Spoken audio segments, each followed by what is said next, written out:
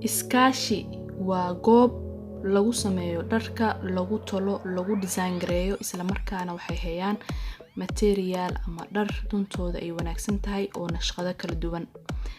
sababta ay kugu soo gudbinayo waxay tahay in aad meeshaasi aad ka faa'iideysataan waxyaabo badan aan aniga ka faa'iideyna ay adikana idin noqdaan waxaad ka faa'iidaan. wiilashan waxaan aad uga helay laba shay.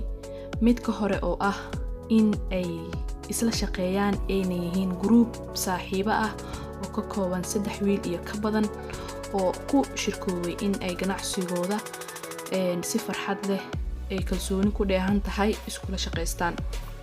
taasina waxay tusaale u tahay in gabdhaha Soomaaliyeed ee kala bidsan ay kala cabsanayo noqdaan kuwa wax wanaagsan isla sameysto, isla markaana shuruudo iyo sharciyo shaqada ay leedahay ay sameystaan si looga fogaado isku dhaca. waxyaabaha ay sameeyaan wiilashan waxaa ka mid ah dharka noocyadiisa kala duwan, kuwa guri ku jooga, kuwa xafladaha, kuwa aroosyada, nooc walba aad u geysatid.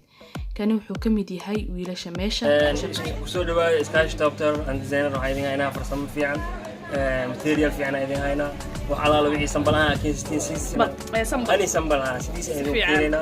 ku soo dhawaada meesha waxay ku taalaa soo horjeedka الهند si fiican.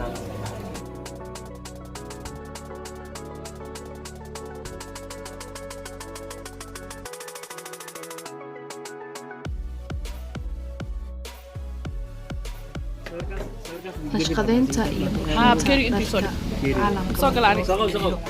waa waxa ugu qaalisan ee la barto isla markaana lagu shaqeysto, halka Soomaaliya ay u yaqaanaan shaqo yar oo iska fudud oo isla markaana la liido.